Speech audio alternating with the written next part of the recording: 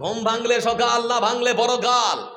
মাটির নিচে গিয়ে যদি ভালো থাকতে চান তাহলে মাটির উপরে ভালো কাজ করে যান।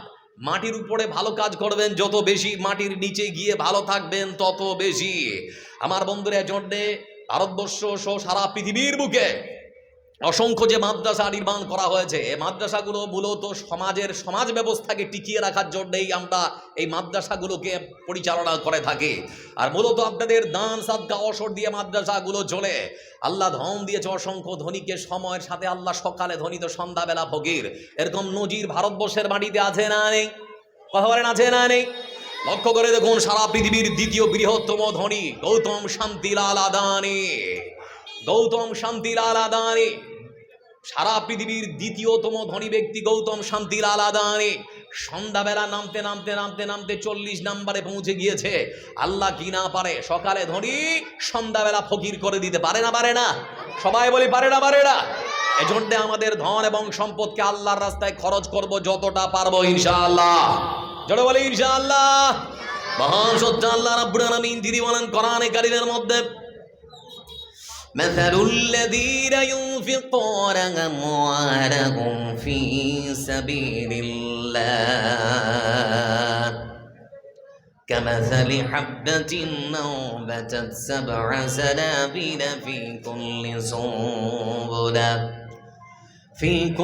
سنبلة 100 حبة। মহান সত্য আল্লাহ রাব্বুল আলামিন তিনি বলেন, বান্দা, পৃথিবীর বুকে অসংখ্য মানুষের ভিড়ে আমি আল্লাহ রাব্বুল আলামিন যাদেরকে ধন দিয়েছি, মাল দিয়েছি, ওই সমস্ত মানুষেরা যারা তাদের ধন থেকে, মাল থেকে, সহায় সম্পদ থেকে, সোনা থেকে, চাঁদি থেকে, পৃথিবীর বুকে যে সমস্ত মানুষেরা আমার রাস্তায় খরচ করে, ওই সমস্ত মানুষদের উদাহরণ, উপমা, দৃষ্টান্ত দিয়েছেন মহান সত্য আল্লাহ রাব্বুল আলামিন। সেরকম পৃথিবীর বুকে একখানা গমের দানা হলো যেরকম। গমের বীজের সঙ্গে উদাহরণ টেনেছেন আল্লাহ রাব্বুল আলামিন কোরআনে কারীমের মধ্যে। বন্ধু আমার, এর ভুল কারণ কি? বলতে যাচ্ছি, পৃথিবীর বুকে একখানা কৃষক যদি একখানা গমের দানা থেকে অসংখ্য গমের দানা পেতে চায়, তাহলে পরে তাকে 3 খানা সত্য মানতে হয়। মহান সত্য আল্লাহ রাব্বুল আলামিন যিনি বলেছেন, পৃথিবীর বুকে কোনো বান্দা যদি আমার রাস্তায় 1 টাকা দান করে, আমি আল্লাহ রাব্বুল আলামিন সেই টাকাকে বাড়িয়ে 7 টাকা, আবার 7 টাকা বাড়িয়ে আমি আল্লাহ রাব্বুল আলামিন যদি চাই তাহলে পরে 700 টাকা পর্যন্ত দান আমল নামায় লিখে দিতে পারি। আমার বন্ধুরা, এটা কখন সম্ভব? একজন কৃষক একখানা গমের দানা থেকে 700 খানা গমের দানা কখন পেতে পারে? আর একখানা মানুষ আল্লাহর রাস্তায় 1 টাকা দান করে কখন 700 টাকার নেকি পেতে পারে? আমার বন্ধুরা, দুজনকেই 3টে করে শর্ত মানতে হবে। প্রথম নাম্বার হলো, কৃষক যদি 3 খানা শর্ত মানে, প্রথমত হলো যে যে গমটাকে বপন করা হবে সেই গমটা হতে হবে উর্বর। আর দ্বিতীয় নাম্বার হলো সময়ের সাথেই বপন করতে হবে। আর তৃতীয় নাম্বার যে সত্য হলো, ঠিক মতো করে সময়ের সাথে সার সেচ প্রয়োগ করতে হবে। এই 3 খানা সত্য যদি কোনো কৃষক মেনে নেয়, তাহলে পরে 1 খানা গমের বীজ যখন সে বপন করবে, 1 খানা থেকে তৈরি হতে পারে 7 খানা গাছ। আবার 7 খানা গাছে 100 করে গমের দানা দিয়ে আল্লাহ রাব্বুল আলামিন 700 খানা দানা দিতে পারে। অনুরূপ বন্ধু আমার, আল্লাহর কোন বান্দা যদি মনে করে আল্লাহ রাব্বুল আলামিনের রাস্তায় 1 টাকা দান করে আমি 700 টাকা নেব, তাহলে পরে প্রথম নাম্বার সত্য হলো, যে টাকা আল্লাহর রাস্তায় দান করবে সেই টাকা হালাল উপায়ে উপার্জিত হতে হবে। হালাল উপায়ে উপার্জিত ছাড়া উপার্জিত কোনো সম্পদ, হারাম উপায়ে উপার্জিত কোনো সম্পদ আপনি যদি আল্লাহর রাস্তায় দান করেন কখনো নেকি পেতে পারেন না। এজন্য প্রথম নাম্বার সম্পদ হলো আপনার হালাল উপার্জিত সম্পদ থেকে মহান সত্য আল্লাহ রাব্বুল আলামিনের রাস্তায় খরচ করতে হবে। দ্বিতীয় নাম্বারের সত্য আল্লাহ রাব্বুল আলামিন যিনি বলেছেন, বান্দা, আমি আল্লাহ রাব্বুল আলামিন যে 8টা খাত কোরআনে কারীমের মধ্যে নির্ধারণ করেছি, সেই 8টা খাতের মধ্যেই তোমাকে দান করতে হবে। এই মতো করে কোরআনে কারীমের মধ্যে আল্লাহ রাব্বুল আলামিন যে বিধান দিয়েছেন, এই মতো করে 3 খানা সত্য যদি কোনো বান্দা মেনে নেয়, মহান সত্য আল্লাহ রাব্বুল আলামিন যিনি বলেছেন, বান্দা, আমি তার 1 টাকাকে বাড়িয়ে 7 টাকা, আবার 7 টাকাকে বাড়িয়ে 700 টাকা কিংবা তারও বেশি তার আমল নামায় লিখে দিতে পারি। এটা আল্লাহর ইচ্ছা। আমার বন্ধুরা, তার মানে আপনার উদ্দেশ্য সৎ থাকতে হবে, হালাল উপার্জিত সম্পদ হতে হবে, আর 8টা খাতে যে কোনো একটা খাতে আপনাকে দান করতে হবে, তাহলে পরে আপনি অনেক অনেক অনেক নেকির ভাগীদার হতে পারেন। এজন্যই মহান যোদ্ধা আল্লাহ রাব্বুল আলামিন কোরআনে কারীমের আরেক আয়াতে বলেন, لو تنالوا البر حتى تنفقوا مما تحبون وما تنفقوا من شيء فإن الله به عليم।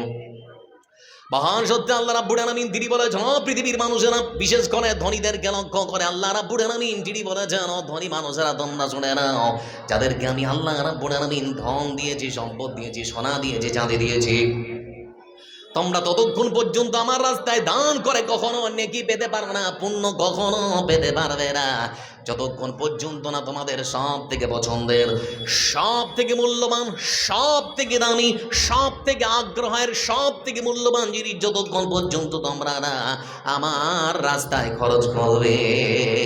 তার মানে হলো বন্ধু আমার, মহান সত্য আল্লাহ রাব্বুল আলামিনের পদে নিজের সব থেকে পছন্দের জিনিস যতক্ষণ পর্যন্ত না কেউ দান করতে পারে, ততক্ষণ পর্যন্ত সেই ব্যক্তি কখনো নেকি পেতে পারে না।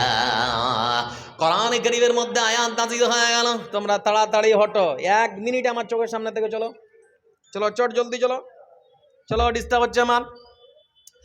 বলছিলাম বন্ধু আমার যে কথা, আল্লাহ রাব্বুল আলামিনের কোরআনে কারীমের উপরে, আল্লাহ রাব্বুল আলামিন রাসূলের উপরে কোরআনে কারীমের আয়াত অবতীর্ণ হয়েছে, আমরা পারিনি, কিন্তু মহান সত্য আল্লাহ রাব্বুল আলামিন তার রাসূল সাল্লাল্লাহু আলাইহি ওয়াসাল্লামের সাহাবীরা ততক্ষণ সেটা পালন করেছে।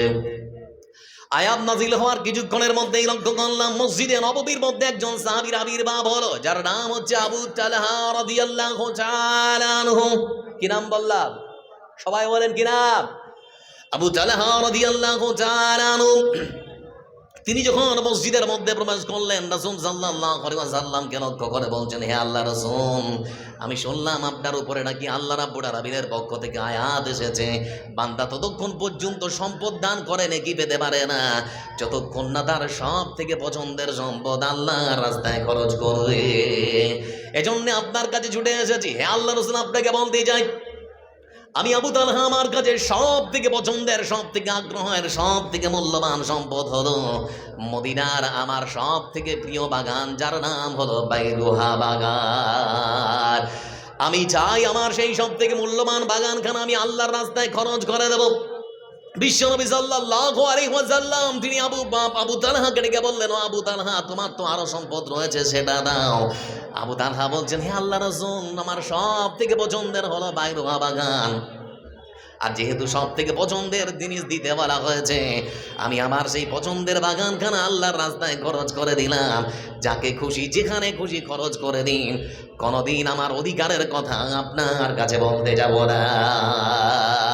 এজন্য মহান সত্য আল্লাহ রাব্বুল আলামিন কোরআনে কারীমের আরেক আয়াতে বলেন, ইন্নাল্লাহা ইশতারা মিনাল মুমিনিনা আনফুসাহুম ওয়া আমওয়ালাহুম বিআন্না লাহুমুল জান্নাহ ইউকাতিলুনা ফী সাবিলিল্লাহি ফায়াকতুলুনা ওয়া ইউকতালুন।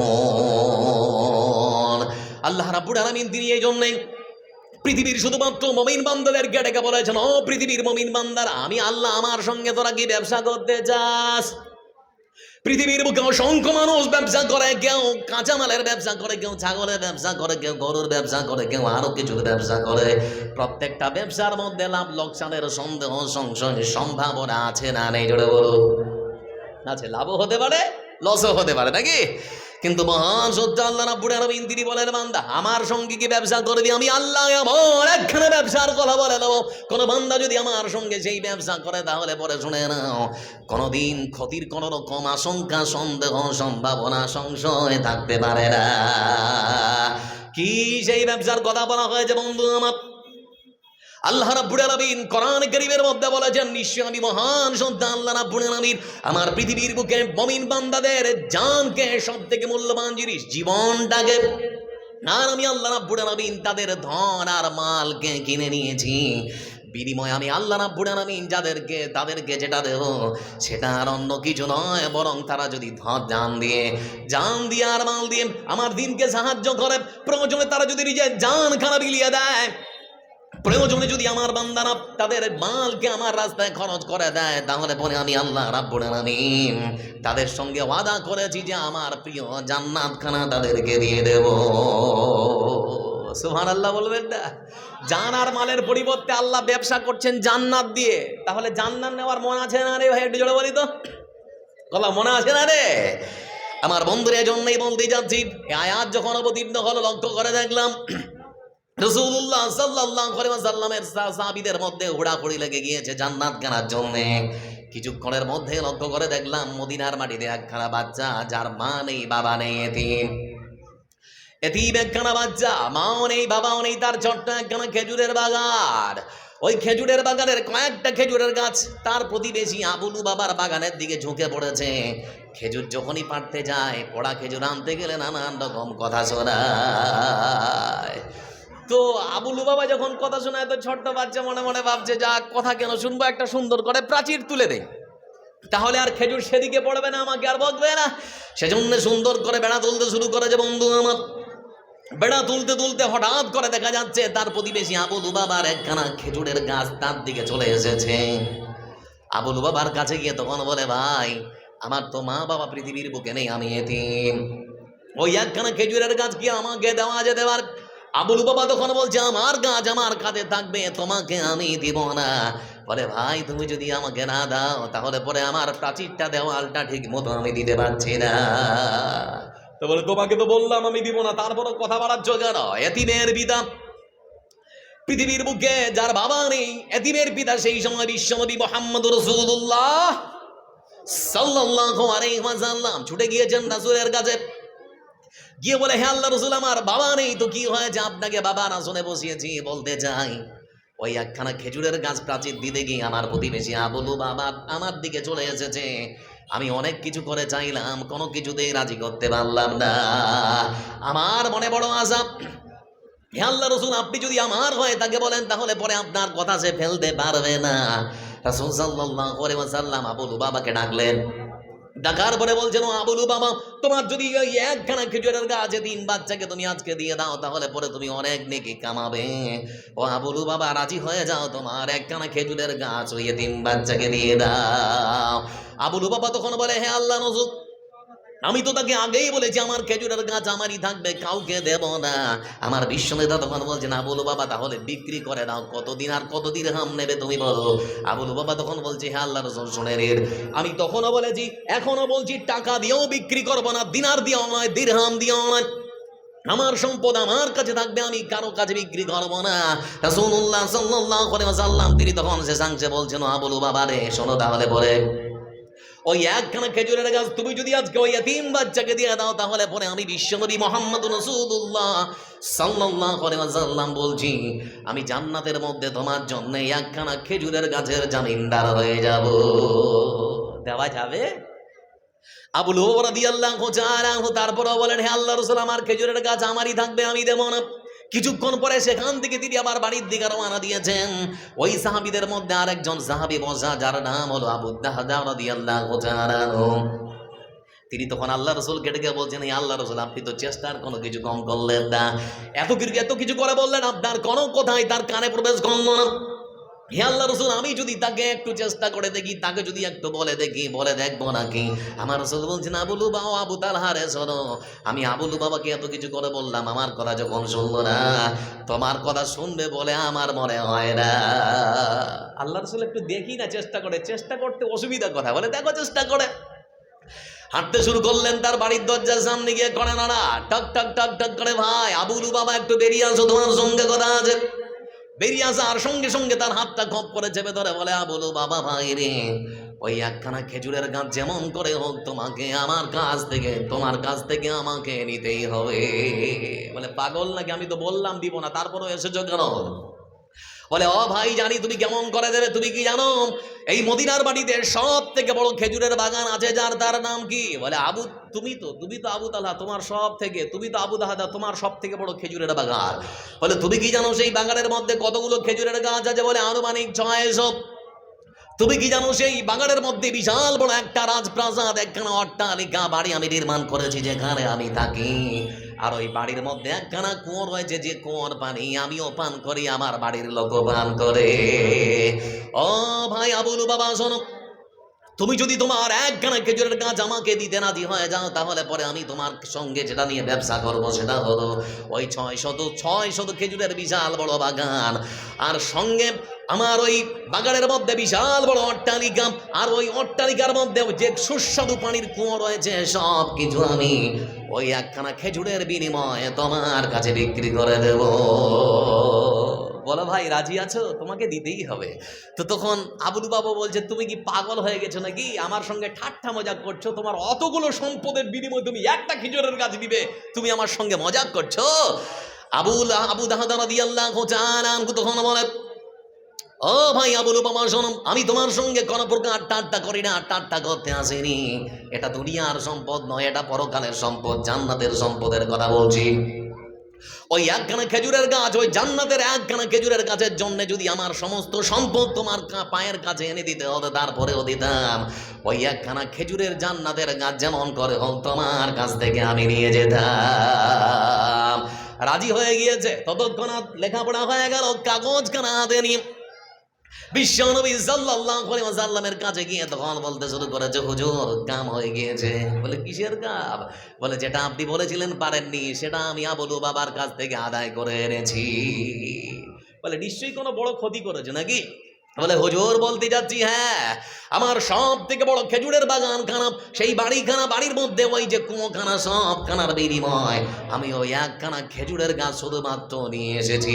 হুজুর আপনার কাছে বলতে যাচ্ছি, আপনি তাকে বলেছিলেন জান্নাতের একখানা খেজুরের গাছের জামিনদার হবেন, তবে এখন আমার একখানা শর্ত রয়েছে, আপনাকে ওই কাগজখানা, ওই একখানা খেজুরের গাছ দিতে পারি, তার আগে আপনার মুখে থেকে আমার শুনতে বড় ইচ্ছা যাচ্ছে, আমি যদি ওই কাগজখানা একখানা খেজুরের গাছে 3 বাচ্চাকে দিয়ে দেই, তাহলে পরে কি আপনি আমার জন্য জান্নাতে একখানা খেজুরের বাগানের মালিক হবেন।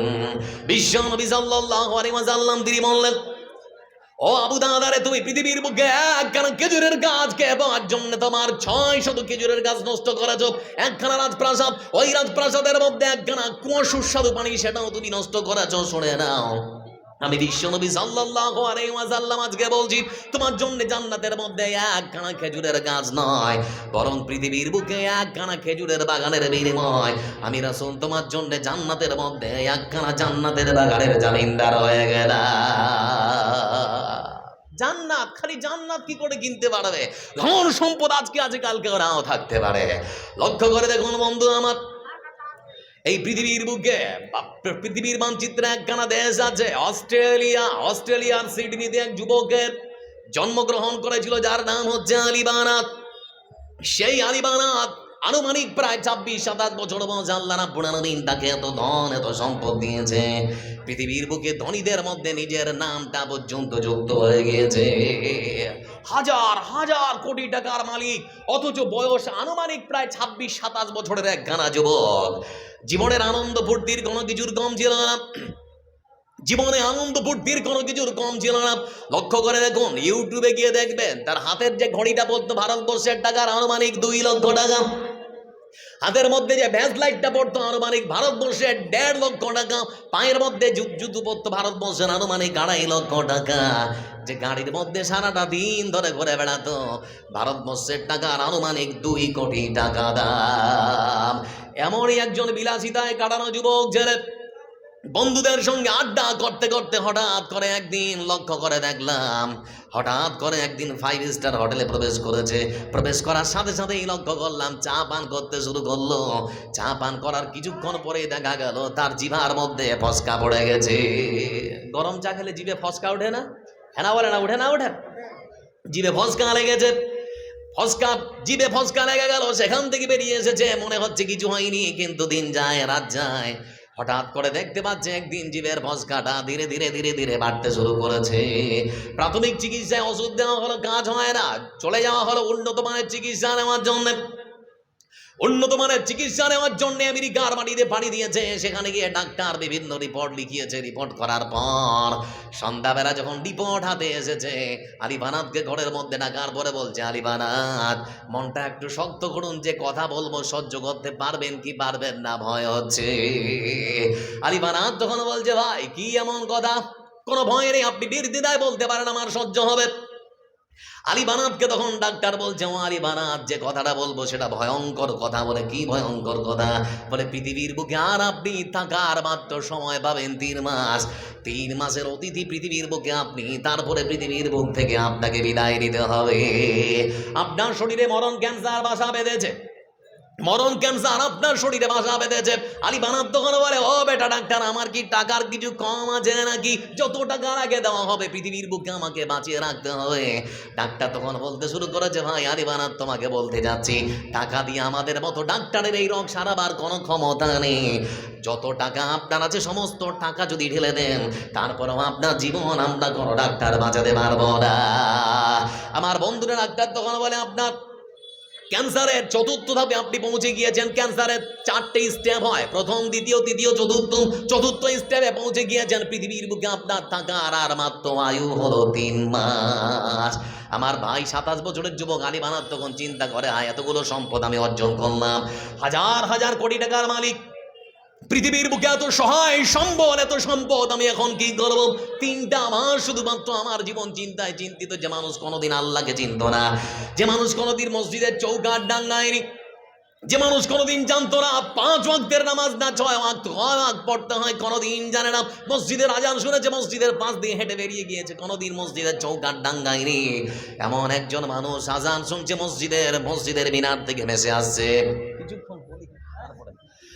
আমার বন্ধুরা, মসজিদের মিনার থেকে আজানের ধ্বনি ভেসে আসছে। হঠাৎ করে আলী বানাত তখন কানের মধ্যে আজানের ধ্বনি শোনার সঙ্গে সঙ্গে মসজিদের দিকে রওনা দিয়েছে। মসজিদের ভেতরে প্রবেশ করেছে। ইমাম সাহেব দেখতে পেয়ে বলছে, আপনি না আলী বানাত? বলে, হ্যাঁ আমি আলী বানাত। কেন এসেছে? ইমাম সাহেব, এতদিন ধরে আমি আল্লাহকে চিনতাম না, নামাজের চৌকাঠ ডাঙ্গাতে হয়, কেমন করে নামাজ পড়তে হয় দেখেছি, কোনোদিন পড়িনি। আজকে আমার মনটা খুব চাইছে আমি আজকে জোহরের নামাজ তৃপ্তি সহকারে আদায় করব। এই সেই আলী বানাত ততক্ষণাৎ ইমামের পেছনে দাঁড়িয়ে জোহরের সালাত আদায় করলেন। অসংখ্য সময় ধরে, অনেক সময় ধরে তিনি দোয়া করলেন আর আল্লাহর কাছে প্রতিজ্ঞা করলেন, রব্বুল আলামিন, পৃথিবীর বুকে বাঁচব তো আর মাত্র 3 মাস, এতগুলো সহায় সম্পদ কি করবো রব্বুল আলামিন? বলতে যাচ্ছি, পৃথিবীর বুকে যতদিন আরাম আয়েশে কাটিয়েছি তার প্রায়শ্চিত্ত করার জন্য আমার সমস্ত সম্পদ তোমার রাস্তায় সব সম্পদ খরচ করে দেব। এই সেই আলী বানাত দক্ষিণ আফ্রিকার বিভিন্ন প্রান্তে তিনি পাড়ি দিয়েছেন। ইউটিউবে, গুগলে গিয়ে সার্চ দিন, লক্ষ্য করে দেখবেন বন্ধু আমার, এই সেই যুবক যেখানের মানুষেরা কোনোদিন চিকিৎসা পায় না সেখানে হাসপাতাল নির্মাণ করেছেন। যারা কোনোদিন পায়ে জুতা পরেনি তাদেরকে জুতো পরিয়ে দিয়েছেন, যারা কোনোদিন শরীরে কাপড় ঠিক মতো পরতে পারেননি তাদেরকে কাপড় কিনে দিয়েছেন, যারা চিকিৎসা পায়নি চিকিৎসা দিয়েছেন, লেখাপড়ার ব্যবস্থা করেছেন, বিভিন্ন স্কুল কলেজ নির্মাণ করে দিয়েছেন। আমার বন্ধুরা, জীবনের শেষ সময় যখন হাসপাতালের বেডে তিনি শুয়ে আছেন, মুখ দিয়ে গল গল গল গল করে রক্ত বের হচ্ছে, মুখ দিয়ে গল গল গল গল করে রক্ত বের হচ্ছে, আর তিনি বলছেন, লা ইলাহা ইল্লাল্লাহু মুহাম্মাদুর রাসূলুল্লাহ। আল্লাহকে ডাকে আর কেঁদে বলে, রব্বুল আলামিন, পৃথিবীর বুকে এতদিন জীবন পেয়েছিলাম, তোমাকে কোনোদিন চিনিনি। জীবনের কয়েকটা মুহূর্ত শুধুমাত্র তোমাকে চিনলাম, তোমার গুণগান করলাম, গুণকীর্তন করলাম। আল্লাহ, তুমি যদি পরকালে আমার কাছে হিসাব চাও, আমার মতো আলী বানাতের তোমার সামনে দাঁড়িয়ে কোনোদিন কৈফিয়ত দেওয়ার ক্ষমতা হবে না। আমার বন্ধুরা, কিন্তু সব থেকে আশ্চর্যের বিষয় হলো, আল্লাহ রাব্বুল আলামিন রাসূল তিনি বলেছেন, যারা দান সাদকা করে তাদের আয়ু যিনি বাড়িয়ে দেন তিনি কে? কথা বলেন, তিনি কে? যে ডাক্তার বলেছিল পৃথিবীর বুকে থাকার আর মাত্র আয়ু 3 মাস, মহান সত্য আল্লাহ রাব্বুল আলামিন তার দান সাদকাকে এত সুন্দরভাবে গ্রহণ করেছেন। সেই আলী বানাতকে আল্লাহ রাব্বুল আলামিন 3 মাসের পরিবর্তে 3 বছর ধরে বাঁচিয়ে রেখেছেন। আল্লাহ যাকে চাইবে বাঁচিয়ে রাখতে তাকে কেউ মারতে পারে? হ্যাঁ না বলে না, মারতে পারে? এজন্য সম্পদ যিনি আমাদেরকে দিয়েছেন তিনি কে? তাহলে এই সম্পদ দেওয়া কার? আর বান্দা বলে কার? আমার, নাকি?